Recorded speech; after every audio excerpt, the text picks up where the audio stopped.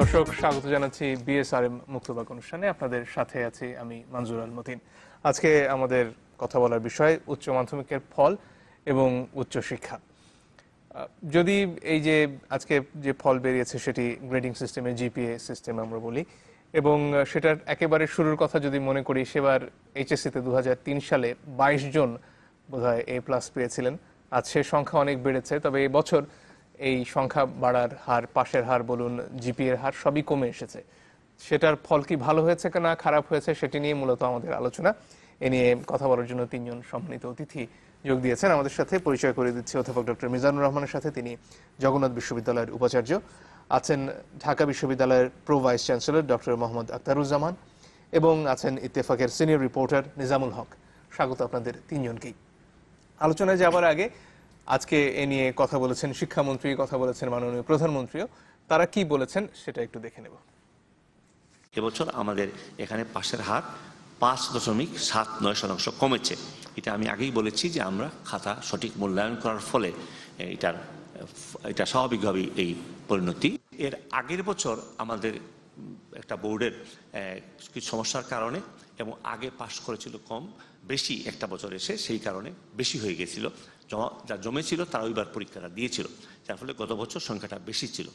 এটা কিন্তু আমাদের ধারাবাহিকভাবে কমছে তা না, ধারাবাহিকভাবে এগিয়ে যাচ্ছে। গতবার বাড়তি থাকার কারণে তার সাথে তুলনা করে আমাদের এই বছর গতবারের চেয়ে একটু কম আছে।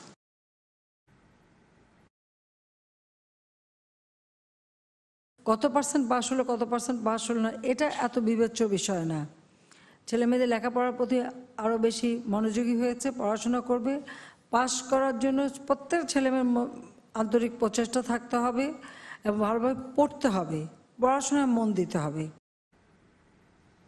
জনাব হক, আপনাকে দিয়ে শুরু করা যাক। যে পরিবর্তনের কথা বলা হলো খাতার মূল্যায়নে, এবং বলা হচ্ছে সেটির কারণেই এবারে হয়তো পাশের হার কমেছে বা জিপিএর সংখ্যাও কমে এসেছে। তার মানে কি আগে যেভাবে খাতা দেখা হচ্ছিল তার মধ্যে এক ধরনের ভুল ছিল? মাননীয় শিক্ষামন্ত্রী কি সে কথাই বলছিলেন? অবশ্যই আগে যে খাতা দেখার প্রক্রিয়া ছিল ভিন্ন ছিল। শিক্ষামন্ত্রী তো নিজেই বলেছেন যে 20 জনের কাছে খাতা দেখতে দেওয়ার পরে দেখা যাচ্ছে যে 20 জনে 20 রকম মূল্যায়ন করেন, 20 রকম নাম্বার হয়। এ কারণে একটা পদ্ধতি আছে, যে পদ্ধতির মাধ্যমে একটা নির্দিষ্ট মূল্যায়ন প্রক্রিয়া দেওয়া আছে, ওর মাধ্যমে সবাই খাতা মূল্যায়ন করবেন। এবং আমার মনে হচ্ছে যেটা এবছর যে ফল হলো পরীক্ষার, এটাই দেশের সার্বিক চিত্র।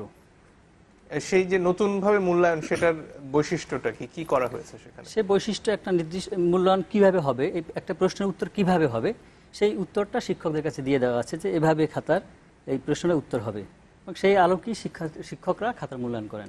সেক্ষেত্রে যে সৃজনশীল ব্যবস্থার কথা আমরা বলছি, সেক্ষেত্রে এক একজন শিক্ষার্থী তো এক একভাবে তার উত্তর লিখবে এবং ভিন্নতা থাকতেই পারে। সেক্ষেত্রে সেটি কিভাবে মূল্যায়নে আসছে? একটা প্যারা থাকার পরে সেখানে যদি উল্লেখ করা থাকে সেই লোক ভালো না মন্দ, সবাই তো ভালোকে ভালোই বলতে হবে, ভালো একটা দিক তো হবেই অবশ্যই। একটা নির্দিষ্ট উত্তর তো হবে, যেটাকে ভালোকে সবাই ভালো বলতে হবে, মন্দকে সবাইকে মন্দ বলতে হবে। কিন্তু ধরুন রচনামূলক যে লেখাগুলো বা সৃজনশীল, সেখানে তো এক এক ছাত্র তার সৃজনশীলতার বলুন, তার লেখার ধরনের প্রকাশ এক একভাবে ঘটাবে। সেটাকে কি একটা নির্দিষ্ট ছকে বাঁধা যায়? ছকে অবশ্যই বাঁধা যায়। সে বাঁধার কারণে তো শিক্ষামন্ত্রী একটা গবেষণা করেই এটাকে কিন্তু নির্ধারণ করেছেন তারা। ডক্টর আখতারুজ্জামান, আপনার কি মত? এই যে একটা ফরম্যাট বেঁধে দেওয়ার কথা বলা হচ্ছে, সেটা মূল্যায়নের পরিবর্তনটা কি হচ্ছে আসলে? দেখুন, এই ফরম্যাটের পূর্বে কেমন ছিল, তখন একটা সার্ভে হয়েছিল। সেই সার্ভেতে দেখা গিয়েছিল যে কেউ ভুল লিখেছে, সেটার জন্য নাম্বার পেয়েছে। একজন শিক্ষার্থী একই কথা বারবার পৃষ্ঠায় লিখেছে, সেজন্য নাম্বার পেয়েছে। ভুল উত্তর দিয়েছে, সে কারণে নাম্বার পেয়েছে। একজন হয়তো বলছিলেন যে এবার আর খাতার ওজন দেখে নাম্বার দেওয়া হয়, হয়তো লেখছে আমি বাড়ি যাই, এই কথাই লেখছে, পৃষ্ঠা ভরে নাম্বার পেয়েছিল। তখন শিক্ষা মন্ত্রণালয় এবং সংশ্লিষ্ট কিছু বডি আছে যারা এই শিক্ষা পরীক্ষা মূল্যায়ন পদ্ধতি নিয়ে কাজ করে, ইডু বিডু এরকম নামে কতগুলো সংস্থা আছে, বাংলাদেশ এডুকেশন রিফর্ম কমিটি এই নাম দিয়ে কতগুলো কমিটি আছে বোর্ডে। তারা এগুলো একটা নিরীক্ষা করার পরে একটা সিদ্ধান্তে আসলো যে একটি মানদণ্ড নির্ধারণ করা যায় কিনা, যে মানদণ্ডের আলোকে কোনো শিক্ষক উত্তরপত্র মূল্যায়ন করবেন। তো সেটি দেখা গেল বিভিন্ন ধরনের উত্তরপত্র নেওয়া হলো, বিগত বছরের উচ্চ নাম্বার পাওয়া, কম নাম্বার পাওয়া, কেগুলো এই ধরনের একটা স্ট্যান্ডার্ড ধরে তারপরে কতগুলো মানদণ্ড তৈরি করা হলো যে এই ধরনের প্রশ্নের উত্তর এইভাবে লিখলে এই এত নাম্বার দেওয়া যেতে পারে, এভাবে হলে এরকম মধ্য ভালো মানের, নিম্ন মানের, এই ধরনের 3টি স্তরে বিন্যাস করে তারপর শিক্ষকদের হাতে যারা পরীক্ষক তাদেরকে বুঝিয়ে দেওয়া হলো। সেই মানদণ্ডের করেছে, ফলে যেটি হয়েছে অন্ততপক্ষে ভুল লেখার জন্য নাম্বার পাওয়া এবং একই কথা বারবার লেখা অথবা যেটি সংশ্লিষ্ট নয় এমন বিষয়ের অবতারণা, এই ধরনের বিষয়ের জন্য নাম্বার পাওয়ার কোনো সুযোগ কিন্তু থাকে না। যে একই কথা বারবার লেখা হচ্ছে সেটা তো এটাই প্রমাণ করে যে যিনি পরীক্ষক ছিলেন তিনি খাতা পড়েই না, দেখেননি। একটা ঘটনা কোনো না কোনো ভাবে সকলের শিক্ষক সবাই যে ওইভাবে করেছে তা না, কিন্তু কখনো কখনো দেখা গিয়েছে যে এই ধরনের ঘটনা ঘটছিল, এই দুই একটা ঘটার ফলে এই ঝুঁকিটা থেকে যায়। তো এবছর এই মানদণ্ডটা করে দেওয়ার ফলে যেটি হয়েছে অন্ততপক্ষে ওই বিষয়টি এরপরও যে হবে না সেটি হয়তো হলফ করে বলা যাবে না, থাকবে কিন্তু অনেকটা কমে আসবে। কেননা ওই যারা মূল্যায়ন করবেন শিক্ষক, সেই শিক্ষকদেরকে অন্ততপক্ষে এই ধরনের একটি ধারণা দেওয়া হলো যে এই ধরনের প্রশ্নের উত্তর এই মানের হতে হয়, এতটুকু হলে এই মানের তাকে নম্বর প্রদান করা যাবে। এই প্রশিক্ষণের ফলে এই শিক্ষক ভালোভাবে মূল্যায়ন করতে পেরেছেন। এই হলো মূল্যায়নের গুণগত মানে যে পরিবর্তনটা এসেছে, সেই কারণে এই ধরনের একটি ফলাফল হয়তো এসছে। কিন্তু এটার মানে এই নয় যে কথাটি কিছুক্ষণ পূর্বে বললেন যে এটার মানে আবার এই নয় যে পূর্ববর্তী ব্যবস্থাগুলো সেগুলো নাকচ করে দেয় বা সেটির একটি বড় আকারের নেতিবাচক দিক ফুটে ওঠে অথবা সেগুলো ভুল প্রক্রিয়া ছিল সেটি বলা যাবে না। কেননা যেটি ঘটলো সেটি হলো এটি হলো ক্রমমান উন্নয়ন প্রক্রিয়া। এবছর হয়তো বা এই অভিজ্ঞতার আলোকে এই ধরনের ফল অর্জিত হলো বা এই ধরনের মূল্যায়ন পদ্ধতি হলো, সামনের বছর তো আমরা বলছি অন্য কথা। আমরা আপনার কথার সাথে একমত যে এই ধরনের বাটখারা দিয়ে একটি মানদণ্ড, একটি স্ট্যান্ডার্ড আনসার শিট দিয়ে তারপরে উত্তরপত্র মূল্যায়ন করার রীতিটা খুব টেকসই হয় না। এটা একদিকে আমরা বলছি সৃজনশীলতার কথা, আরেকদিকে ধরে দিচ্ছি যে একই ধরনের না, উত্তর হতে হবে। সেটিও না, অন্য একটা দিক আছে। সেটি হলো এটা একটা বাটখারা হলো, উত্তরপত্র আপনি একটা সাজিয়ে দিলেন যে এইভাবে মান হলে এইভাবে লিখবেন, সেটি একটা ধারণা দেওয়া হলো। কিন্তু উত্তম পন্থা কোনটি সেটি হয়তো সামনের দিনগুলোতে আসবে। সেই উত্তম পন্থার জন্য আমরা একটা পরামর্শও কিন্তু দিয়েছি, সেটি হলো শিক্ষককে নিজেকেই প্রশিক্ষণ দিতে হবে। শিক্ষক প্রশিক্ষিত হবেন, তিনি যে কোনো প্রশ্নের উত্তর কেমন হইলে কোন মানের হবে, কেমন হলে কেমন মূল্যায়ন করতে হবে, কিভাবে মূল্যায়ন করবেন, কত নম্বর দেবেন, এটি যেন শিক্ষকের ভিতর থেকে বেরিয়ে আসে। এবং সেটি যদি করতে হয় তাহলে ওই শিক্ষককে প্রশিক্ষণ দিতে হবে, এই শিক্ষককে বিষয়বস্তুর সাথে ঘনিষ্ঠভাবে সম্পৃক্ত করতে হবে। তখনই একমাত্র দক্ষ শিক্ষক হয়ে যদি গড়ে ওঠে, তাহলে এই শিক্ষক যখন মূল্যায়ন করবেন তখন তার হাতে আর বাটখারা দেওয়া লাগবে না, তখন তার হাতে আর আমাদের সাথে ভালোভাবে করবে। এই মুহূর্তে আরেকজন অতিথি যোগ দিচ্ছেন, তিনি ভোরের কাগজের সিনিয়র রিপোর্টার অভিজিৎ ভট্টাচার্য। তার কাছ থেকে জানতে চাইবো আসলে তিনি কি ভাবছেন। আমরা যেটা নিয়ে কথা বলছিলাম যে ক্রম মান উন্নয়ন হচ্ছে কিনা, আসলে এই যে ব্যবস্থার পরিবর্তন, মূল্যায়ন ব্যবস্থার পরিবর্তন, নাকি এটাকে অনেকে বলতে পারবেন একটা ব্যবস্থার মধ্যে হয়তো সুনির্দিষ্টতার অভাব রয়েছে কিনা, আপনি কিভাবে দেখেন? সুনির্দিষ্টতার অভাব তো অবশ্যই রয়েছে, কারণ একের পর এক পরীক্ষা চলছে। আসলে কি পরীক্ষা বা কি মূল্যায়নে এক্সাক্ট পরীক্ষার উত্তরপত্রগুলো মূল্যায়ন হবে সেটা এখনো ক্লিয়ার করতে পারছে না মন্ত্রণালয়। একের পর এক পরীক্ষা চালিয়েই যাচ্ছে। যে আখতারুজ্জামান স্যার আরও আছেন, তারাও এই কমিটিগুলোতে আছেন সরকারের। তো কোনটা করলে আসলে ঠিক উত্তরপত্র মূল্যায়ন হবে সেই জিনিসটাই আমার ধারণা এখনো শিক্ষা মন্ত্রণালয় বের করতে পারছে না। একটা কমিটির কথা বলছে, বেদুর কথা। আমি যদি বেদুর কথাটাই বলি যে তাদের দেওয়া ফরম্যাটে উত্তরপত্র মূল্যায়ন করা হয়েছে, তাহলে সবকটা বোর্ডের ফলাফল কমে গেল গত বছরের চেয়ে, বরিশাল বোর্ডের ফলাফলটা বেড়ে গেল। বরিশাল বোর্ডে গত বছরের চেয়ে এইবার 0.15% পাশের হার বেড়েছে, অন্য বোর্ডগুলোতে কমেছে। তাহলে এই বোর্ডে কেন বাড়লো, অন্য বোর্ডগুলোতে কেন কমে গেল? কুমিল্লা বোর্ডগুলোতে আরো কমে গেছে, এটা কেন? কুমিল্লা বোর্ডের চেয়ারম্যান যেটা বলছেন যে এই ফলাফল নিয়ে এক ধরনের একটা অনিয়ম দুর্নীতি হয়। কুমিল্লা বোর্ডের চেয়ারম্যান সেটা এসএসসি এবং এইচএসসি দুইটা পরীক্ষাতেই করেননি, ফলে তার ওখানে পাশের হারটা খুব একদম ফেয়ারলি বেরিয়ে এসছে। এই যে অনিয়ম দুর্নীতির কথা তারা বলছেন, সেটার কি কোনো ধারণা পাওয়া যায় যে কি ধরনের অনিয়ম দুর্নীতি ছিল যেটা এবার হলো না? এখন সরকার যেটা নকল মুক্ত পরিবেশের উপর জোর দিয়েছে, কিন্তু কেন্দ্র প্রীতি বা কেন্দ্র আপনার কলেজের ছাত্র আমার কলেজে আসবে, আমার কলেজের ছাত্র জনাব নিজামুল হকের কলেজে যাবে, এই যে আমাদের 3 জনের একটা সিন্ডিকেট থাকবে সেন্টার। তো এই সিন্ডিকেটের ফলে ওই কলেজের শিক্ষক ওই কলেজে যাবে, ওই কলেজের শিক্ষক ওই কলেজে আসবে, এই যে একটা সিন্ডিকেট থাকে, এখান থেকেই মূলত পরীক্ষার অনিয়মটা হয়। এবং এই পরীক্ষার কেন্দ্রেই এই অনিয়মের কারণে পাশের হার বাড়া বা কমা নির্ভর করে। এই অনিয়মটা সরকার কোনোভাবেই বন্ধ করতে পারছে না। এখানে শিক্ষা বোর্ডগুলার এক শ্রেণীর কর্মকর্তা বা কর্মচারী জড়িত থাকে, এটা হচ্ছে বিষয়। আরেকটা হচ্ছে এইবার যেটা হলো, গত কয়েক বছর ধরে পাশের হার আপনিও দেখেছেন, অন্যরাও সবাই দেখছেন যে পাশের হার 80% উপরে চলে যাচ্ছে। এই গত এসএসসি থেকে সেটা সরকার কমিয়ে আনছে। কিভাবে কমাচ্ছে? প্রত্যেকটা পরীক্ষককে ওই ফরম্যাট দিয়ে দিয়েছে, ফরম্যাটের বাইরে যদি তারা নম্বর দেন তাহলে হেড এক্সামিনারের কাছে তাদের জবাবদিহি করতে হয়, আর হেড এক্সামিনারকে জবাবদিহি করতে হচ্ছে বোর্ডের কাছে। ফলে এই যে জবাবদিহিতার একটা ভয়, এই ভয়ের কারণে শিক্ষকরাও এখন খুব একটা নম্বর দিতে বা ইচ্ছুক না। ফলে এছাড়া পরীক্ষায় একটা গ্রেস নম্বর আছে, যদি প্রান্তিক পর্যায়ে গিয়ে একটা শিক্ষার্থী আটকে যায় তাহলে ওই তাকে গ্রেস নম্বর দিয়ে পাশ করিয়ে দেওয়া। গত এসএসসি এবং এই যে আজকে এইচএসসি হলো, স্টুডেন্ট যদি 32ও পেয়েছে নম্বর, তাকে 1 নম্বরও গ্রেস দেওয়া হয়নি।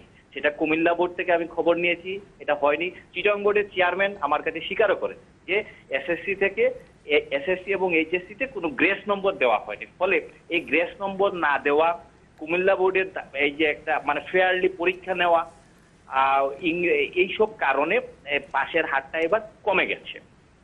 সেক্ষেত্রে যে সুনির্দিষ্টতার কথা নিয়ে আপনার সাথে আলোচনাটা শুরু হলো, তার কি হবে? ধরুন বছর পর বছর যখন শেষে চাকরির ক্ষেত্রে 5 বছরের ছাত্রছাত্রীরা একসাথে যাচ্ছে, সেক্ষেত্রে এক বছর দেখা যাচ্ছে তার গ্রেড পয়েন্ট হয়তো অনেক কম, আরেক বছর পরীক্ষা দেওয়ার কারণে এই যে মূল্যায়ন পদ্ধতি এক এক বছর এক এক রকম হচ্ছে, তার কারণে আরেকজনের হয়তো গ্রেড পয়েন্ট বেশি। সেক্ষেত্রে এদের ক্ষতিটা কে পূরণ করবে? এদের ক্ষতি পূরণ করার আসলে কেউ নেই। স্কুলে গেলে বাচ্চাদের পড়াশোনা হয় না, তাদেরকে ঘরে পড়তে হচ্ছে অথবা কোচিং এ পড়তে হচ্ছে। তাদের ক্ষতিটা আসলে কেউ পুরো মানে চিন্তা করছে না। বছর বছর তাদেরকে নিয়ে পরীক্ষণ হচ্ছে, এক্সপেরিমেন্ট হচ্ছে। এখন কোন এক্সপেরিমেন্ট গেলে এটা একদম কয়েক বছরের জন্য স্মৃতি হবে, সেটাই এখনো কেউ খুঁজে বের করতে পারছে না। সবাই এসে পরামর্শ দিচ্ছে এভাবে হলে ভালো, এভাবে করছে। এখন এইভাবে করে দেখা যাচ্ছে এটার মেরিট ডিমেরিট দুটোই যখন সামনে চলে এসছে, তখন এটাকে আবার বাদ দিয়ে আবার নতুন আর একটা কিছু নিয়ে এসছে। এই যে একের পর এক পরীক্ষাটা, এটাই শিক্ষার্থীর জন্য সবচেয়ে ভয়ঙ্কর জিনিস হয়ে দাঁড়িয়েছে। আর সৃজনশীলের কথাটা যে বলছিলেন আপনি একটু আগে, আমি শুনছিলাম আলোচনায়, সৃজনশীলের প্রশ্নটা, সৃজনশীল খুবই সুন্দর শিক্ষা পদ্ধতি, কিন্তু এই সৃজনশীলে এমন কিছু বিতর্কিত প্রশ্ন করা হয় সেটা শিক্ষার্থীরা ধন্দে পড়ে যায়। যশোর বোর্ডে এবার পৌরনীতি পরীক্ষায় সৃজনশীলের এমন কিছু অদ্ভুত এবং উদ্ভট প্রশ্ন এসেছে, শিক্ষার্থীরা উত্তর দিতে পারে নাই, তারপরেও নম্বর দেওয়া হয়। নটরডেম কলেজের তথ্য প্রযুক্তির প্রশ্ন দিয়ে চট্টগ্রাম বোর্ডের তথ্য প্রযুক্তির পরীক্ষা হয়েছে। কমার্স কলেজের টেস্ট পরীক্ষার ফিনান্স এবং ব্যাংকিং পরীক্ষার প্রশ্ন দিয়ে ঢাকা বোর্ডের ফিনান্স এন্ড ব্যাংকিং পরীক্ষার পরীক্ষা হয়েছে। এই যদি সৃজনশীল প্রশ্ন হয় বা ধরন হয়, তাহলে শিক্ষার্থীরা কি পড়বে? অথচ সরকার দাবি করছে লাখ লাখ শিক্ষককে সৃজনশীলে প্রশিক্ষণ দিয়েছে। এই প্রশিক্ষণে কি দেওয়া হয়েছে, কি পড়ানো হয়েছে শিক্ষকদেরকে, তারা কি বা বুঝেছে?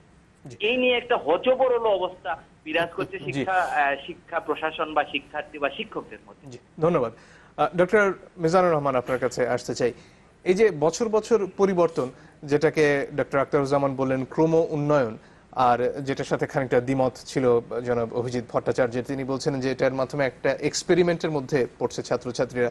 যে উদাহরণটা দিয়ে শুরু করেছিলাম যে 2003-এ যে 22 জন জিপিএ 5 পেল, তার সাথে আজকে কয়েক হাজারের যে তুলনা, সেটা আসলে কিভাবে হবে? আচ্ছা, প্রথমে আমি অভিজিৎকে বলি, আমি এই এসএসসি এসএসসি লেভেলের কোনো কমিটির সাথে আমার সংশ্লিষ্টতা নাই। ও বলছে যে আমি এগুলাতে জড়িত না। শোনেন, আমি যেটা বলছি, হ্যাঁ, সৃজনশীল আমরা শুরু করেছি, এখান থেকে ফিরে যাওয়ার কোনো স্কোপ নাই, এটা যেতে হবে। কিন্তু সমস্যাটা হচ্ছে প্রশিক্ষণের স্বল্পতা তো আছেই। এখনো আমাদের যেই পরিমাণ শিক্ষককে প্রশিক্ষিত করে তোলার দরকার ছিল সেটা করতে পারিনি। আর যেটা স্ট্রাকচার একটা উত্তর মধ্যে দিয়ে আসলে করা যায় না, সৃজনশীলের বিচার করা যায় না। যেটা হতে পারে যে হ্যাঁ, উত্তরটা এরকম যদি হয়, এর কাছাকাছি যদি হয় বা এই ধরনের যদি হয়, তাইলে নাম্বার পাওয়া যাবে। আপনি যেমন একটা প্রশ্ন সবসময় বাংলা পরীক্ষায় আসে যে উপন্যাসের নামকরণের সার্থকতা আলোচনা করো, যেমন আব্দুল্লাহ উপন্যাসের নামকরণের সার্থকতা আলোচনা করো। তো বেশিরভাগ লোকই তো সৃজনশীল যারা হোক আর সৃজনশীলের বাইরে হোক, আব্দুল্লাহ উপন্যাসের নামকরণের সার্থকতা কিভাবে প্রমাণ করা যায় সেটাই তো লেখার কথা। এক ছাত্র শুরুতেই লিখছে আব্দুল্লাহ উপন্যাসের নামকরণের কোনো সার্থকতা নাই। এবং সেই কি করছে, ওয়ার্ল্ডের যত উপন্যাস, ইউডিসিস ওডিসি থেকে আরম্ভ করে নায়কের নামে যে উপন্যাসগুলো আছে, এগুলো তালিকা করছে, করে বলছে এই নায়করা হচ্ছে যোদ্ধা, সাহসী, বীরপুরুষ, এদের নামে যথার্থই এদের উপন্যাসের নামটি সার্থক। কিন্তু আমাদের আব্দুল্লাহ উপন্যাসের নায়ক আব্দুল্লাহ এক ভীরু কাপুরুষ। তদানীন্তন মুসলমান সমাজের যত অত্যাচার অনাচার সে মুখ বুঝে সহ্য করছে, অতএব তার নামে কোনো উপন্যাস নাম হওয়া উচিত হয় নাই, অতএব এই নামের কোনো সার্থকতা নাই। সৃজনশীলের প্রশ্নে আপনি ফরম্যাটের তো যেটা বলছিল যে সবাই হাঁ বলবে, হ্যাঁ কেন হাঁ বলতে হবে, নাও বলতে পারে, কিন্তু জাস্টিফিকেশনটা দিতে হবে। এইটা বোঝার মতো ক্ষমতা এই আমাদের যারা খাতা দেখছে এরকম কয়জন লোকের আছে। আমি তো মনে করি এই ছেলেকে 10-এ যদি আরো বেশি নম্বর যায়, 10-এ 12 নম্বর দেওয়া উচিত, যে এটা লিখতে পারে।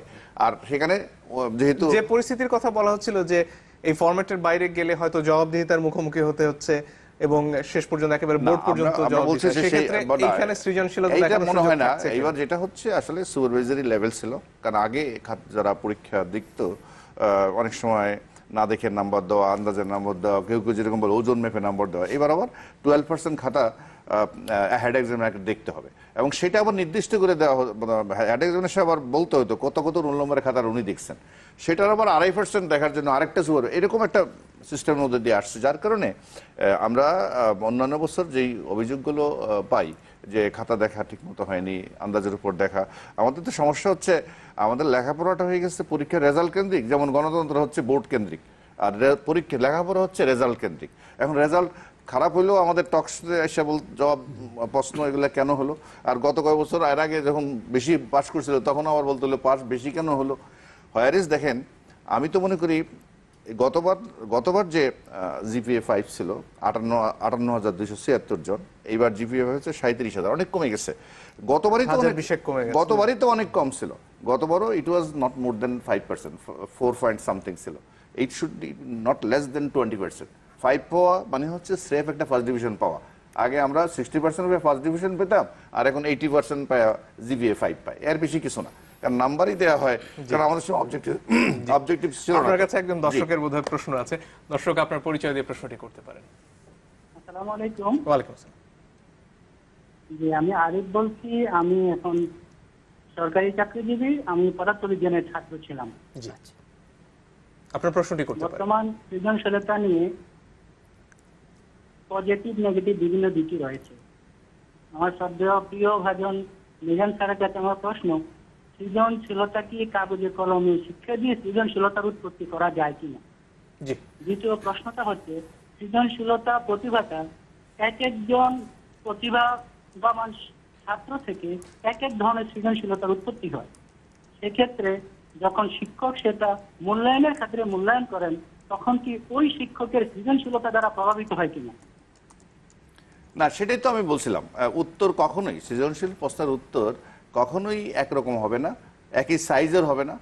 যেমন ক্লাস 4-এ বেহেশত এবং দোজখের বর্ণনা আছে সমাজের বইয়ের মধ্যে, তো অনেক ডিটেলস আছে বেহেশতের মধ্যে কি কি দেওয়া হবে, দোজখে কি কি দেওয়া হবে। কারণ ছাত্রকে প্রশ্ন করা হয়েছে তোমার নিজের ভাষায় বেহেশত এবং দোজখের বর্ণনা দাও, ওই ছেলে 1 লাইন লিখছে, জাস্ট 1 লাইন। বেহেশত হচ্ছে আরাম আর আরাম, আর দোজখ হচ্ছে মায়ের আর মায়ের, বলেন আর কিছু লেখা নেই। সে, আমি তো মনে করি যথেষ্ট, সে তো জিনিসটা বুঝে ফেলছে।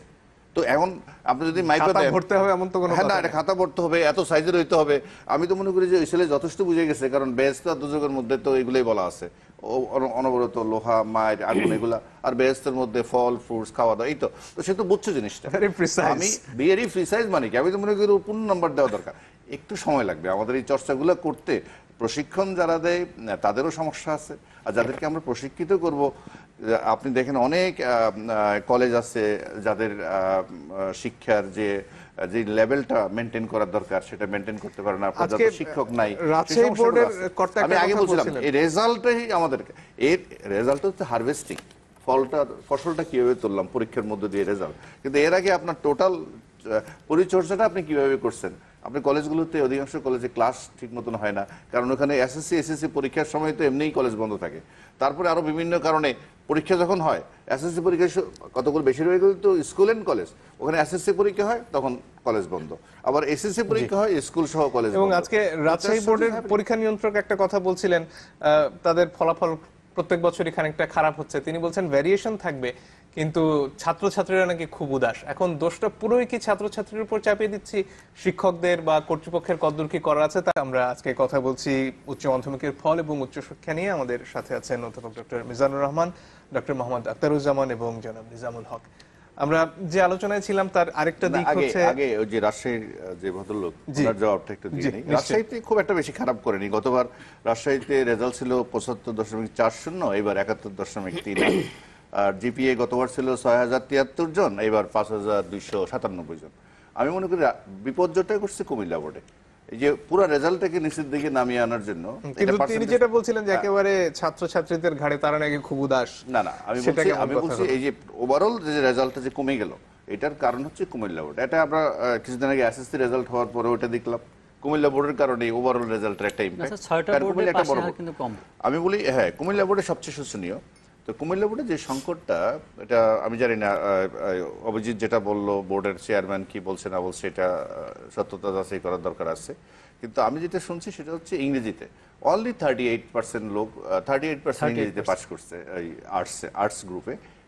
সায়েন্সে হয়তো পাস করছে, কিন্তু আর্টসেই তো ছাত্র বেশি, তো সেটা ইংরেজির জন্য ওখানে বিপর্যয়টা করছে।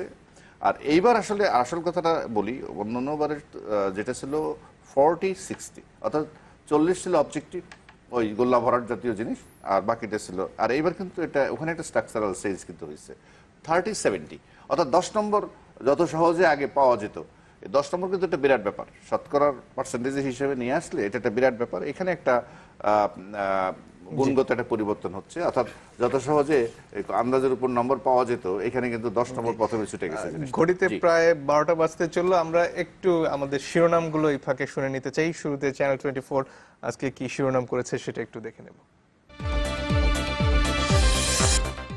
জামিন নামঞ্জুর নয়, ইউএনও তারিককে রোশানল থেকে বাঁচাতেই শুনানি স্থগিত। সুপ্রিম কোর্টকে বরিশালের বিচারপতির ব্যাখ্যা, মামলা প্রত্যাহার।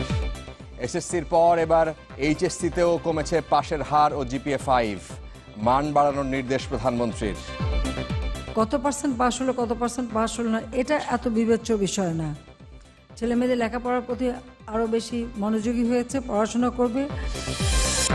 সঠিক মূল্যায়নের কারণেই ফল খারাপ হয়েছে দাবি শিক্ষামন্ত্রীর। পদ্ধতি নিয়ে মন্ত্রীর বক্তব্য প্রশ্নবিদ্ধ, মন্তব্য বিশ্লেষকদের। এবং সংলাপে আগ্রহ কমেছে বিএনপির। দলটিকে বাদ দিয়ে নির্বাচন নয় বলছে আওয়ামী লীগ। সহিংসতা নিয়ন্ত্রণই বড় চ্যালেঞ্জ, ধারণা বিদেশিদের। বিদ্যুৎ বিল বিভ্রাট নিয়ে এবার অভিযোগ খোদ জনপ্রশাসন মন্ত্রণালয়ের সিনিয়র সচিবের। ক্ষমা চাইলেন প্রধানমন্ত্রীর উপদেষ্টা। দর্শক, এর বাইরে প্রধান যে অনলাইন পত্রিকাগুলো রয়েছে সেগুলোর একটু খবরগুলো দেখে নেওয়া যাক। বিডি নিউজ 24 তার প্রধান যে শিরোনাম সেটি হচ্ছে এরশাদের সংবর্ধনায় যানজটের ভোগান্তি।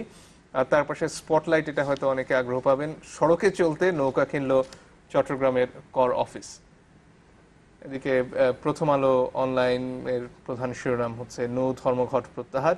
এদিকে ইউএনওর জামিন একবারও নামঞ্জুর হয়নি, সেটিও এসেছে। আর মানুষ কেন আত্মহত্যা করে সেটাও আপনারা চাইলে জেনে নিতে পারেন। আর চ্যানেল 24 এর অনলাইনে ইউএনও হেনস্থার ঘটনায় এবার তৎপর সুপ্রিম কোর্ট। আর তার পাশে কমেছে পাশের হার, জিপিএ 5, যেটা নিয়ে আমরা মূলত কথা বলছিলাম। বোধহয় আমরা শিরোনাম কেন্দ্রিক আলোচনাতেই আছি। ডক্টর আখতারুজ্জামান, আপনার কাছে এবারে আসতে চাই। এই যে একটা বৈতরণী পার হলো, এরপরে উচ্চশিক্ষার দুয়ার, সেখানে যাবার ক্ষেত্রে অনেক ক্ষেত্রেই বড় ধরনের ধাক্কা খেতে দেখি আমরা শিক্ষার্থীদের। এর আগে ঢাকা বিশ্ববিদ্যালয়ের ভর্তি পরীক্ষায় আমরা দেখেছিলাম ইংরেজিতে পাশ করা ছাত্রছাত্রী পাওয়া বেশ দুষ্কর হয়েছিল, এবং তখন এই ইংরেজি শিক্ষা নিয়ে বিস্তর প্রশ্ন উঠেছিল। একটা সময় ছিল যখন লাঞ্চিয়ন পড়ানো হতো, rime of the ancient mariner পড়ানো হতো। সে সময় থেকে আমরা কমিউনিকেটিভ ইংলিশ এসেছি, আজকে আরো হয়তো কিছু পরিবর্তন এসেছে। কিন্তু যখন কাজের ক্ষেত্রে দেখা যায় অনেক ক্ষেত্রে একটা ভালো সেন্টেন্স ঠিকভাবে লিখতেও অনেকের কষ্ট হচ্ছে। ইংরেজির মান, বিশেষ করে লেখার ক্ষেত্রে, ফ্রি রাইটিং এর ক্ষেত্রে পিছিয়ে পড়ার কারণটা কি? দেখুন, আমার মনে হয় যে এটি একটি মৌলিক জায়গায় আপনি প্রশ্ন উত্থাপন করেছেন। ল্যাঙ্গুয়েজ প্রফিসিয়েন্সিটা একটি বড় হুমকির মুখে আছে, এবং আমরা যতটুকু মানের কথা বলি সেই মানের একটি বড় ইন্ডিকেটর নির্ণয়ের, সেটি হলো এই ভাষা দক্ষতা। এবং সেটি শুধু ইংরেজি ভাষার ক্ষেত্রেই নয়, এটা বাংলার ক্ষেত্রেও প্রযোজ্য। আমরা বিশ্ববিদ্যালয়ে সেটি দেখি। তো তো ফলে এই জায়গাটি বোধহয় আমাদের এখন অ্যাড্রেস করা খুবই প্রয়োজন, যে সেটির একটি প্রধান কারণ হবে এই যে শিক্ষক নিয়োগের ক্ষেত্রে আমরা এই বিষয়ভিত্তিক শিক্ষক নিয়োগ করা খুবই জরুরি। এবং শিক্ষক প্রশিক্ষণ, যে কথাটা আমরা বারবার বলি যে শুধুমাত্র চাকরির জন্য শিক্ষক হওয়া সেটি কোনো ক্রমেই কাম্য নয়। শিক্ষক একটি পেশাদারিত্ব এবং এমন একটি ক্ষেত্র, একটি ব্রত, এমন একটি ব্রত যেটি জীবনের সঙ্গে ঘনিষ্ঠভাবে সম্পৃক্ত হবে এবং সেটি বাই চয়েস হতে হবে। এটি বাই ডিফল্ট যদি হয় তাহলেও একটি কঠিন অবস্থায় পড়তে হবে আমাদের, সেটির প্রয়োজন। আরেকটি হলো ভাষা উন্নয়নের জন্য যেটি দরকার সেটা হলো আই কন্ট্যাক্ট এবং face to face contact language teaching লার্নিংয়ের জন্য, এটি খুবই জরুরি। আমাদের একটি বড় সংকট হলো যে বড় একটি ক্লাসরুম সাইজ এবং শিক্ষার্থী অনেক, আমাদের এতই শিক্ষার্থী যে একজন শিক্ষক এই শিক্ষার্থীর সাথে আলাপচারিতার মধ্য দিয়ে ভাষাটা একটি বই পড়ে পড়ে একা শিখতে পারে না। কমিউনিকেটিভ ইংলিশ যেটি আপনি বললেন সেটি এমন একটি বিষয় যে সেটি কারো না কারোর সাথে অন্ততপক্ষে একটা কমিউনিকেশন লাগে। তো সেই বিষয়টির ঘাটতি কিন্তু আমাদের আছে। আমাদের শিক্ষার্থীর সংখ্যা এত বেশি যে একজন শিক্ষক কোনো ক্রমেই সকল শিক্ষার্থীকে অ্যাড্রেস করতে পারেন না এবং অনেক ক্ষেত্রেই এই মানটি কমেছে। এটি বিশ্ববিদ্যালয়ের ক্ষেত্রেও প্রযোজ্য। আমাদের একটি ক্লাসরুমের সাইজ যেখানে ধারণ ক্ষমতা 60 জন, সেখানে হয়তো আমরা 90 জন, 100 জন, 120 জন ছাত্র সেখানে দেই। ফলশ্রুতিতে যেটি হওয়ার কথা ঠাসাঠাসি করে পারস্পরিক অন্যভাবেই সেটি চলে যায়। শিক্ষার্থীর যে মনোযোগ আকর্ষণ, তার যে তাকে যে মূল্যায়ন, ক্লাস অ্যাসেসমেন্ট, কন্টিনিউয়াস অ্যাসেসমেন্টের যে প্রক্রিয়াটা, ভাষাটাও তাই। এটি একটি অ্যাসেসমেন্টের প্রশ্ন, একটি টু ওয়ে ট্রাফিক হতে হয়। শিক্ষার্থীর কাছ থেকে ফিডব্যাক নিতে হয়, শিক্ষক বলবেন, সেটিকে সে আবার রিসাউন্ড করবে।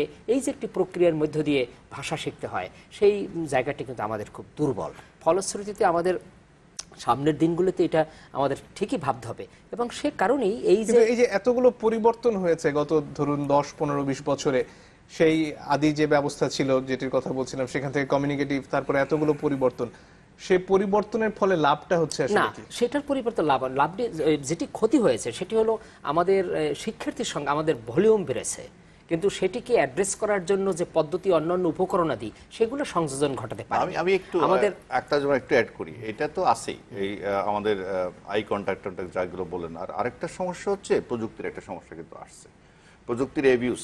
অর্থাৎ আমরা এখন যে SMS থেকে আরম্ভ করে ফেসবুক, ইভেন আপনি যদি একটা চিঠি লিখতে চান, কি ধরনের চিঠি, একটা টাইটেল দেন, দেখবেন কিছুক্ষণের মধ্যে 5-7টা অপশন আপনার কাছে চলে আসে। যেমন চলছে কয়েকদিন পরে YOU হয়তো বানান ভুলে যাব। আমি এইবার গতবার ক্যানবেরা বিশ্ববিদ্যালয়ে বক্তৃতা দিয়েছিলাম অস্ট্রেলিয়ায়, ওখানকার প্রফেসররা এমনি আমার সাথে প্রাইভেট আলোচনা যে কথা বলছে, সিরিয়াস প্রবলেম হচ্ছে ওদের আন্ডার গ্রাজুয়েট স্টুডেন্টদের, ওদের অস্ট্রেলিয়ান স্টুডেন্ট যারা বিদেশ থেকে যাওয়া না, ওদের ইংরেজি সেন্টেন্স কমপ্লিট করে না, ওরা কমপ্লিট করতে পারে না, ওদের ওই দেশি স্টুডেন্টরাই।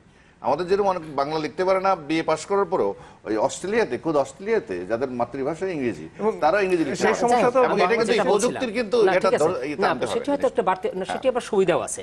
প্রযুক্তিকে ওই প্রযুক্তির সুবাদে ল্যাঙ্গুয়েজ প্রফেশন আরো বৃদ্ধিও করতে পারে, ওটা অন্যভাবে ইউজ করা যায়, কারণ আমি অপশন আমার কাছে আরো উন্মুক্ত হবে।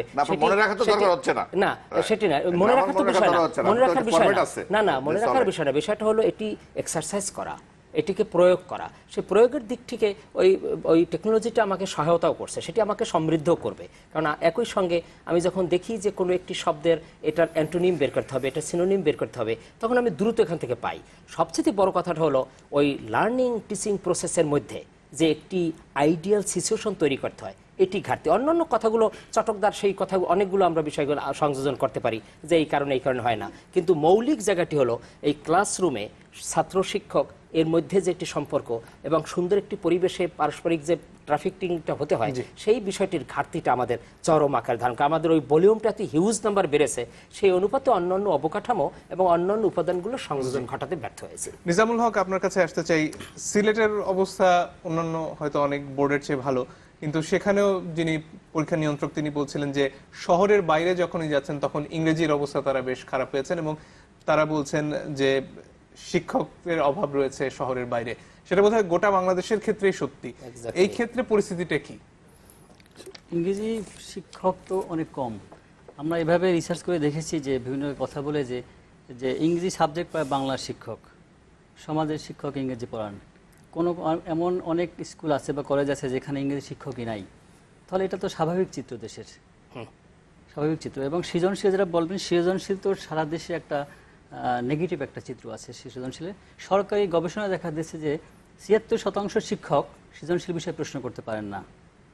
সেক্ষেত্রে প্রশ্নগুলো আসছে কিভাবে? প্রশ্নগুলো আসছে শিক্ষকরা নোট গাইড থেকে প্রশ্ন করেন এবং শিক্ষকদের সমিতি আছে, সেই সমিতি থেকে তারা একজনের প্রশ্ন করার পরে ওই প্রশ্নগুলো সবাইকে ভাগ করে দেন। এভাবে স্কুলগুলোতে প্রশ্ন চলে যায়।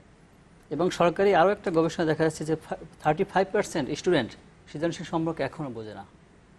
তাহলে ৬-৭ বছর ধরে সৃজনশীল চালু করার পর আসলে লাভটা কি হলো?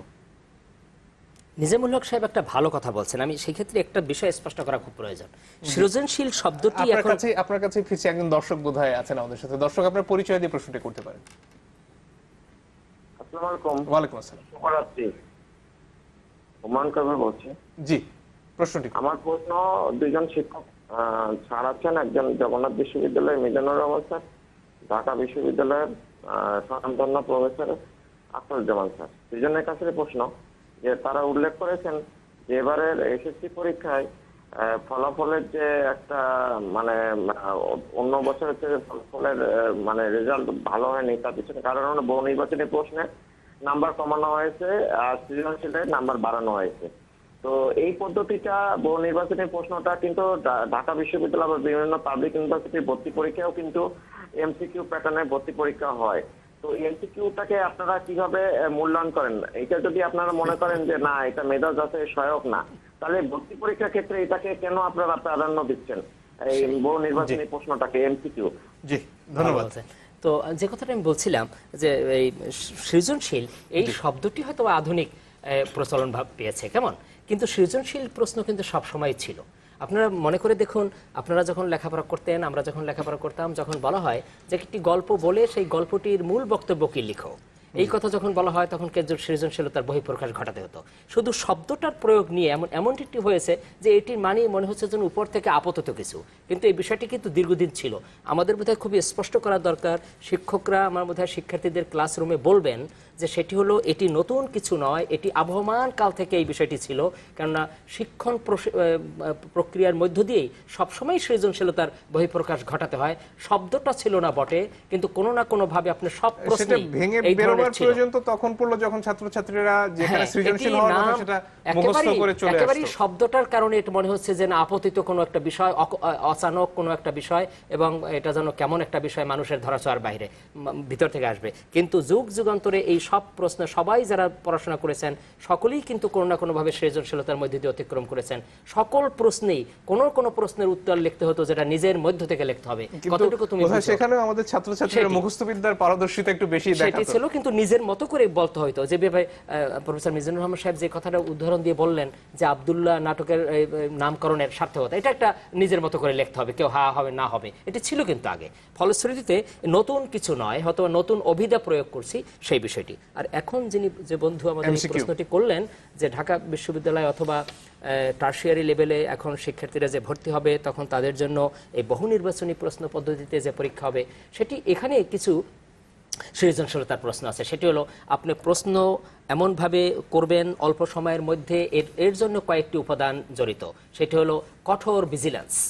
এই পরীক্ষাটি যদি ভালোভাবে নিতে হয় তাহলে অত্যন্ত সতর্কতার সাথে পরীক্ষা গ্রহণ করতে হবে, যাতে কোনো ক্রমেই কোনো শিক্ষার্থী তার পাশে ডানে বায়ে না দেখতে পারে, কোনো প্রযুক্তি ব্যবহার করে উত্তর না পায়, শুধুমাত্র নিজের মতো করেই এটি পায়। এই বিষয়টিকে এখানে এনশিওর করার জন্য সর্বোত্তম প্রয়াস এখানে নেওয়া হয়। অন্যদিকে প্রশ্ন প্রণয়নের ক্ষেত্রেও এমনভাবে থাকে যে সে কোনো ক্রমেই এটি যেন তার কোনোভাবে পূর্ব পরিচিত অথবা এটি তাকে সরবরাহ করা হলো কোথাও থেকে, এই ধারণাটি তার মধ্যে না জন্মেবে। শুধু তাৎক্ষণিক দেখে তখন তাকে এটা লিখতে হবে। এবং সবচাইতে এই দর্শক যেটা বোধহয় জানতে চাইছিলেন সেটা হচ্ছে কি এই যে অবজেক্টিভ টাইপ তার সাথে সৃজনশীলতার বিরোধ সৃষ্টি হচ্ছে কিনা? না, বিরোধ হবে না।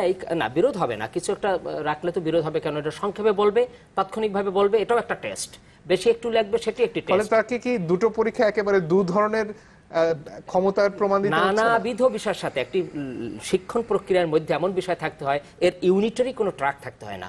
নানাবিধ বিষয়ের সাথে শিক্ষার্থীকে পরিচয় ঘটিয়ে। কিন্তু ভর্তি পরীক্ষা তো আপনি তার শুধুমাত্র একটি সেটি তো তাৎক্ষণিক একটি নেওয়া, সেটি হলো একটি বাছাই করা, এটা ছাঁকুনি। এটি মনে করতে হবে যে এর মধ্য দিয়ে একজন শিক্ষার্থীর প্রকৃত একেবারেই সে মেধাবী কি মেধাবী না সেই মূল্যায়ন, পাস ফেল সার্টিফিকেট এটা দেওয়া হয় না। এটি হলো সকলেই ভালো ছাত্র, ভালো তারপরে তো একজনের ভবিষ্যৎ নির্ধারিত হচ্ছে, সেটি হবে, কিন্তু এটা উপায় নেই, একটা ছাঁকনি লাগবে, একটা প্রক্রিয়া লাগবে। সেই প্রক্রিয়ার জন্য অল্প সময়ের জন্য খুব দ্রুত বাছাইয়ের জন্য এটি একটি পদ্ধতি মাত্র, হয়তো বা অন্য সময় অন্যভাবে ছিল, এখন এভাবে অনুসৃত হচ্ছে। কিন্তু মধ্যা কথাটি হলো এই যে অবজেক্টিভ টাইপের পরীক্ষার সফলতা নির্ভর করে এটি কত দক্ষতার সাথে ভালো একটি ব্যবস্থাপনার মধ্য দিয়ে এই পরীক্ষাটি সম্পন্ন হলো। ডক্টর মিজান আপনার কাছে ফিরে আসতে চাই। একটা জিনিস বলতে আমাদের আলোচনায় বাদ পড়ছে, সেটা আপনি পুরো যদি এইবার এসএসসি রেজাল্টের পর্যালোচনা করেন, এক শহর আর গ্রামের মধ্যে একটা ব্যাপক শিক্ষা বৈষম্য যেটা হয়ে গেছে, এটা কিন্তু আমাদের খুব আলোচনা করার দরকার ছিল। আমাদের সিলেটের ক্ষেত্রে আমাদের সিলেটে ওভারঅল গোটা দেশে, অর্থাৎ আপনি দেখেন ঢাকা শহরে ঢাকা বোর্ডে পাশ করা পরীক্ষার্থীর সংখ্যা হচ্ছে 2,32,741 জন, এর মধ্যে 18,930 জন জিপিএ 5 পাইছে, অর্থাৎ এইটা পার্সেন্টেজ, অর্থাৎ যারা পাশ করছে তাদের 8.1%। আর সারা দেশে জিপিএ পাস 5 হলো 37,726 জন, অর্থাৎ টোটাল যে পাস করছে 8,11,711 জন, এটা হলো 4.68%। দেখেন আমাদের এটা কিন্তু একটা ক্লিয়ার এটা অ্যানালাইসিসটা যে আমাদের ঢাকা কেন্দ্রিক, অর্থাৎ আমাদের যে ভালো ছাত্র, পড়াশোনা, ভালো স্কুল, সবকিছু রাজধানী কেন্দ্রিক। এই যে আমরা বলতে চাচ্ছি যে রাজধানীতে এত লোক কেন আসে, ভিড়াভিড়ি কেন, এগুলো কিন্তু কারণ। অনেকেই যাদের সামর্থ্য আছে তারা এরপরে চিন্তা করবে ঢাকা গেলেই তো ভালো রেজাল্ট করা যায়, চলে আসবে। এই যে আমরা যে মফস্বলের স্কুলগুলোকে বা কলেজগুলোকে, জেলা শহর বা অন্যান্য শহরের স্কুল কলেজগুলোকে যে দৃষ্টি দিচ্ছি না, যে একটা কাছাকাছি মানে আনতে পারতেছি না, এটার পরিণতি শুধু যে ওইসব এলাকায় রেজাল্ট খারাপ হচ্ছে তা না, এই যে আমাদের ঢাকার প্রতি আকর্ষণ, যে আরো লোক ঢাকাকে আকর্ষণ করবে, অনেক ফ্যামিলি আছে যারা হয়তো মফস্বল শহরের থেকে তার বাচ্চাকে পড়াতে পারতো, ইয়ে করতো, তাদেরকে এখন এমনও আছে ব্যবসা বাণিজ্য সবকিছু হয়তো কুমিল্লায় অথবা সিলেটে অথবা যশোরে, সে তার ওয়াইফকে, বাচ্চা দুইটাকে দিয়ে ঢাকায় বাসা বাড়ো করে দিচ্ছে। কারণ এইগুলো হচ্ছে কারণ। আমরা মনে করি যে আমাদের শিক্ষা ব্যবস্থার অনেক ত্রুটির কথা জন সাহেব বললেন, কিন্তু আমাদের এই যে ডিফারেন্সটা হয়ে যাচ্ছে, এই যে একটা শহর গ্রামের, এটা কিন্তু ভয়াবহ একটা বিপর্যয় নিয়ে আসবে। এবং এর বাইরে যে একটা বড় পুরনো বৈষম্য থেকেই গেছে, যে আমাদের ত্রিমুখী শিক্ষা ব্যবস্থা, একদিকে আমাদের ছাত্রছাত্রীরা ইংরেজি মাধ্যমে পড়ছে, সেটা তো অনেকের ত্রিমুখী না 9-10 মুখী পরীক্ষা, অনেকের লেখা আছে ইংরেজি মাধ্যম স্কুলে নাকি বাংলায় বললে অনেকে শাস্তি পেতে হয়, তারা নজরুল রবীন্দ্রনাথ পড়ে, ইংরেজিতে অনুবাদ পড়ে, আরেক শ্রেণী আছে তারা আরবি ভাষায় ক্লাস নোট লেখে, সেই বৈষম্যের কথা মাঝখানে এই বাংলা স্রেফ এখন এই এসএসসি আমাদের শিক্ষা ব্যবস্থাটা আসলে যাচ্ছে কোথায়, পুরো ব্যবস্থাটা যদি চিন্তা করি, আমাদের এটা এই ওইগুলো নিয়ে তো দীর্ঘ আলোচনা হচ্ছে এবং দীর্ঘদিন যাবত এগুলাকে একমুখী করা, অন্তত 2-3 মুখীকে কমায় আনা, এরকম চেষ্টা চলছে। সেগুলো অনেক জটিল রাজনৈতিক প্রশ্ন। আমি বলছি আমরা মেইন স্ট্রিমে যারা এসএসসি পরীক্ষা দিচ্ছে, এসএসসি পরীক্ষা দিচ্ছে, তাদের মধ্যে এই যে গ্রামে মফস্বলে যে বৈষম্যটা হচ্ছে, এটাকে ইমিডিয়েটলি যদি আমরা না দেখি তাহলে কিন্তু আরেকটা বিপর্যয়। আমি মাননীয় উপাচার্যের এই বক্তব্যের সাথে একটা বিষয় সংযোজন ঘটাই, সেটি হলো এই বক্তব্য হয়তো সঠিক, গ্রামের সুবিধাদি এবং শহরের সুবিধাদির মধ্যে তফাৎ আছে, কিন্তু একটা আনন্দের খবর আছে, সেটি একটি খুব আশাব্যঞ্জক বক্তব্য। সেটি ঢাকা বিশ্ববিদ্যালয়ের পরিপ্রেক্ষিতে আমরা এই বিবেচনাটা করে থাকি। আমাদের একটি স্টাডি হয়েছিল, কোনো একটি সংগঠন করেছিল, তাতে দেখা গেল যে গ্রামের শিক্ষার্থীরা ঢাকা বিশ্ববিদ্যালয়ে খুব অধিক সংখ্যক সুযোগ পেয়েছে ভর্তির। তাহলে এর মানে কি? এখান থেকে একটি মেসেজ কিন্তু আমরা গ্রহণ করতে পারছি, যারাই উত্তীর্ণ হয়েছে সেই শিক্ষার্থীরা তারা সেলফ মেড, তারা এমন একটি পরিস্থিতির মধ্য দিয়ে নিজেদেরকে তৈরি করেছে, যারা ছিল টেক্সটমুখী, তাদের যে পাঠ্য বই সেইগুলো তারা ভালোভাবে পড়েছে এবং ফলশ্রুতিতে তারা এই বিশ্ববিদ্যালয় বা মেডিকেলে চান্স পাচ্ছে। আমাদের এই ঢাকা শহরের এই উচ্চ শিক্ষা প্রতিষ্ঠানে গ্রামের শিক্ষার্থীদের এই অধিকারে এই যে সুযোগ পাওয়া, এটি কিন্তু অন্য একটি দৃষ্টান্ত দেয়। সেটি হলো এই শিক্ষার্থীরা যারা বই পড়েছিল, যারা বইয়ের সাথে সম্পৃক্ত ছিল, সংশ্লিষ্ট ছিল, সেই শিক্ষার্থীরা এবং অধিকন্তু শহরে এসে তাদের গুণপনা আরও বাড়ে। কেননা গ্রামের অনেকগুলো পরিবেশ আছে, যে পরিবেশ শহরের ছেলেরা কখনোই পায়নি। ওই ধরনের পরিবেশের মধ্যে একটি উন্মুক্ত পরিবেশে যে ছেলেটি বেড়ে উঠেছে, শহরে এসে নিজেকে তখন আরও ভালোভাবে নতুন মাত্রার সাথে আরেকটি সংযোজন ঘটায়। ফলে বহুবিধ যে সাংস্কৃতিক ঐতিহ্য তার মধ্যে প্রবেশ করে, ফলে তারা কিন্তু ভালো করে, সেটি একটি খুবই আশার খবর। কিন্তু আমি জানি না এটা ঢাকা ইউনিভার্সিটির আপনাদের স্ট্যাটিস্টিক্স মাননীয় প্রফেসর সাহেব, এই স্ট্যাটিস্টিক্সটা কি ওই কলেজের অবস্থান নাকি তার গ্রামের ঠিকানার অবস্থান? একেবারে গ্রাম থেকে উঠে আসা, গ্রাম থেকে উঠে ঢাকায় চলে আসছে, তারপরে আপনার ইউনিভার্সিটি গেছে কিনা এটা একটা সন্দেহ। এটা আমাদের এটা হলো মানে ওইটা যদি হয় যে তার হোম ডিস্ট্রিক্টের হিসাবে করেন তাহলে হয়তো অবশ্যই পাওয়া যাবে, কিন্তু কলেজের হিসাবে গেলে দেখবেন হলে সিট পাওয়ার ক্ষেত্রে সেটা একটা বড় ভূমিকা। আমি দেখছি আমাদের বিজনেস স্টাডিজ ফ্যাকাল্টিতে ম্যাক্সিমাম ছাত্র 2-3টা কলেজ, ঢাকা শহরের কমার্স কলেজ, সিটি কলেজ, এটা খুবই আশাব্যঞ্জক, এটা আমাদের বলতেই হবে, এটা সত্য। কারণ আদারওয়াইজ যেটি হবে আমাদের গ্রামীণ পর্যায়ের শিক্ষার্থীরা, তাদের জন্য একটা আশার খবর এটা এই বিষয়টি আমরা সেজন্য বেশি ফোকাসে আনবো, কেননা তারা যেন উৎসাহিত হয় এবং আমাদের অভিজ্ঞতায় বলে যে এই শিক্ষার্থীরা খুব ভালো করে। তার কারণ হলো এই যারা টেক্সট নির্ভর, পাঠ্য বই নির্ভর থাকে, তাদের নানাবিধ বিষয় থাকে না বটে, কিন্তু তাদের যে পাঠ্যপুস্তকটি ছিল সেটি মনোযোগ দিয়ে পড়েছে, ফলশ্রুতিতে ঢাকাতে এসে তারা ভালোই করেছে। নিজামুল হক, আপনার কাছে ফিরে আসতে চাই। সেটা হচ্ছে এই যে বৈষম্যের কথা বলছি আমরা, অনেকগুলো ধাপে তো বৈষম্য। একদিকে শহরের যারা বিত্তশালী তারা ইংরেজি মাধ্যমে হয়তো যাচ্ছেন, তারপরে রয়েছে এই মেইন স্ট্রিম, গ্রামের দিকে গেলে হয়তো মাদ্রাসা আমরা বেশি পাবো। এখানে এই যে বৈষম্য বাড়ার কথা বলা হচ্ছে, সেটি কি কোনো সংখ্যায় বোঝা যায় যে এই পার্থক্যটা বাড়ছে না কমছে? প্রথমে স্যার যেটা বললেন যে গ্রাম এবং শহরের যে পার্থক্যটা যেটা হলো, সেটা হচ্ছে শহরে শিক্ষার্থী ভালো করে কেন? স্কুলের কারণে ভালো করে বা কলেজের কারণে ভালো করে? অবশ্যই না। শহরে যারা থাকেন তারা মোটামুটি সচ্ছল থাকেন, দেখবেন স্কুলে বা কলেজে কোনো লেখাপড়া হয় না, ওখানে শুধু একটা ক্লাসে একটা শ্রেণীতে থাকে 90 থেকে 100 জন থাকে, শিক্ষকরা ক্লাসে আসেন, হাজিরা নিয়ে কথা চলে যান। এরপরে শিক্ষার্থীরা কোথায় যায়? এরপর শিক্ষার্থীরা যায় শিক্ষকদের বাসায় বা কোচিং ক্লাস, এইসব জায়গায় কিন্তু ঘুরে।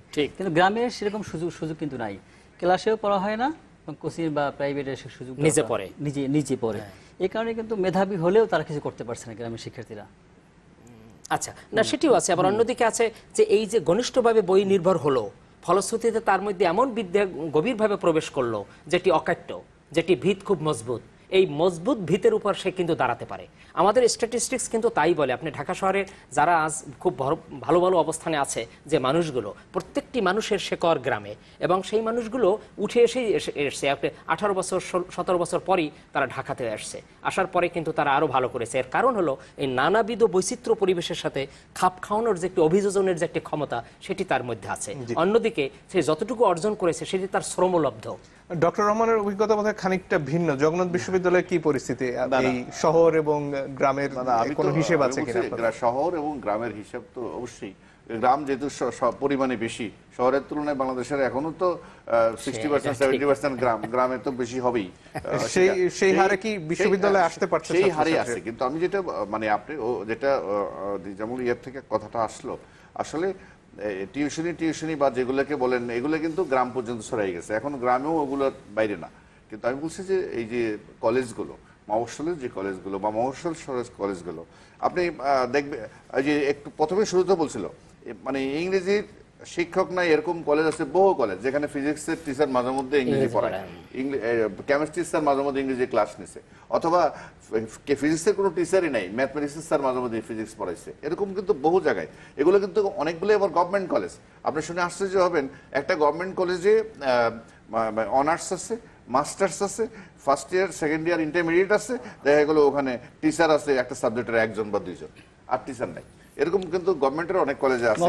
সব কলেজে এই অবস্থা। ঢাকায় থাকার সেখানে কি পদ শূন্য নাকি পদায়ন হওয়ার পরেও যাচ্ছে না, সবাই কি জানি অ্যাটাচমেন্ট নাকি একটা জিনিস আছে, এই দিয়ে এই আমাদের এই আশেপাশে Titumir college, Dhaka college, teachers training college, নাইলে এনসিটি কি অ্যাটাচ না, অর্থাৎ শহরের কলেজগুলোতে প্রয়োজনের অতিরিক্ত শিক্ষক আছেন, শত 1-2 জন না, শত শিক্ষক, এবং তাদের সেক্ষেত্রে এই অনুমোদনগুলো দিচ্ছেন অধিকাংশই তাদের হাজবেন্ড হচ্ছে বা হয়তো বিভিন্ন উচ্চ পদে চাকরিতে আছে, তাদের ওয়াইফরা আমাদের এই ছেলেদের কলেজগুলোতে আছে, আবার উল্টো আছে, 2 দিকে আছে, মেয়েদের কলেজেও অনেক ছেলে আছে। এই যে এই নিয়ন্ত্রণটা যাদের, তারা কেন এগুলো করতে পারছেন না? সেটা অনেক একসময় হয়তো এইভাবে চিন্তা করে, সে তো ঢাকায় হলে তো তাও কোনো না কোনো ভাবে একটা ক্লাস আউট নিচ্ছে, ও তো যাচ্ছেই না। তাকে যখন মফস্বলে দেওয়া হলো লক্ষ্মীপুরে, কিন্তু এমনও তো অনেকে চাকরির জন্য ঘুরছেন যারা হয়তো যাওয়ার জন্য প্রস্তুত। সেটা বোধহয় মানে ডাক্তারদের ক্ষেত্রে করা হয়েছিল, যে ডাক্তার কোনোভাবেই গ্রামে রাখা যাচ্ছিল না, তো 6000-এর মতন ডাক্তার অ্যাপয়েন্টমেন্ট দেওয়ার পরেও কিন্তু অবস্থার যে খুব বেশি উন্নতি হয়েছে। কিন্তু এখন আবার অন্যরকম মনিটরিং করার ব্যবস্থা করা হয়েছে। ওই এই র্যাব যেভাবে ফরাদ বাজার সাহেবকে শনাক্ত করছে উনি কোথায় ছিলেন কোথায় গেছেন, এক্স্যাক্টলি সেম সিস্টেম করছে এখন কিনা বলে স্বাস্থ্য মন্ত্রণালয়, কোন ডাক্তার কোথায় আছে এটা ওখানে মনিটর করার শিক্ষকদের ক্ষেত্রে সেটা হচ্ছে না। এখন এটা শিক্ষকদের ক্ষেত্রে করা লাগে তাহলে এটা খুবই লজ্জার ব্যাপার হবে। শিক্ষক কিন্তু বাস্তবতা তো ডাক্তার যেমন শুরুতে বলছিল এটা তো পেশা, আমি একটা পছন্দ করে আসছি। যে কোনো পেশার প্রথম শর্ত হচ্ছে আমাকে পছন্দ করে এই কাজটা করতে হবে। ডাক্তারদের ক্ষেত্রে তো নিশ্চয়ই এটা কম প্রযোজ্য নয়। একই কথা বলছি, আমি দুনিয়াতে কোনো কাজ পেলাম না, কোনো চাকরি পেলাম না, কোনো আমার উপায় নাই, তারপরে আমি ওই এমপি সাহেব অথবা গভর্নিং বডির সাথে ঘুষ টুস দিয়ে একটা স্কুলে চাকরি নিজামুল হক তাহলে অথবা নিজেই একটা এই মাদ্রাসা পরিস্থিতি বা কাদের স্কুল দিয়ে নিয়ন্ত্রণে যে শহরে প্রয়োজনীয় অতিরিক্ত আর গ্রামের শিক্ষক নেই? না, এটা এই পরিস্থিতি আসলে সরকারি কলেজগুলোতে 20% বা 30% শিক্ষক কম আছে। কিন্তু তিতুমির কলেজে এখন শিক্ষার্থী সংখ্যা 45 থেকে 50,000। ওখানে শিক্ষক ছিল, পদ ছিল হয়তো 120টা, কিন্তু ওখানে পদায়ন করে বা আপনি যেটা বললেন ওভাবে শিক্ষা আরো 100 জন নিয়ে আসা হয়েছে, বলা যায় ওখানে শিক্ষার্থী বেশি, শিক্ষক লাগবে। ভর্তি করে এটা একটা প্রশ্ন, কেন এখানে এত শিক্ষার্থী ভর্তির সুযোগ দিল? অথবা দেখা যাচ্ছে মঠবাড়িয়া বা সিলেটে বা এই জবাব দিতে এগুলো কে করবে? এটা মন্ত্রণালয় করবে, অবশ্যই মন্ত্রী। এখন এই অবস্থায় যদি শেক্সপিয়ার পড়ায় মনে করেন অথবা হ্যামলেট, হ্যাঁ এরকম সামনে এতগুলো নিয়ে, তো সেই ইংরেজি কিভাবে শিখবে? সেই কারণে যে কথাটা আমি বলেছিলাম ওই কথা বলে আমি উপাচার্য মহোদয়ের বক্তব্যের সাথে একমত। ওই বক্তব্যটা খুবই একেবারেই সঠিক যে আমাদের এই পর্যাপ্ত শিক্ষক অনেক জায়গায় ঘাটতি আছে এবং অনেক জায়গায় সুপারফ্লুয়াস, অনেক জায়গায় কনসেন্ট্রেশনটা বেশি হয়ে গেছে এটা এই ব্যবস্থাপনাটা। এবং এটার জন্য যেটি করে সরকার স্কুল গভর্নমেন্ট শিক্ষক 2600 শিক্ষকের পদ খালি আছে এখন। সে কারণে এই সম্প্রতি কিন্তু কড়াকড়ি মন্ত্রণালয় কতগুলো নিয়মিত করেছে। আমরা আশা করব যে অন্তত যারা আছেন এরা যেন সবখানে ছড়িয়ে ছিটিয়ে প্রয়োজন মতো দেয়া যায়। আমাদের সময় ফুরিয়ে গেছে, আসলে আপনাদের তিনজনকেই ধন্যবাদ। Thank you. আজকের মতো বিদায় নিচ্ছি দর্শক, সামনের দিন অন্য কোনো বিষয়ে কথা হবে, তখন আপনাদের সঙ্গে পাবো এই আশা নিয়ে শেষ করছি।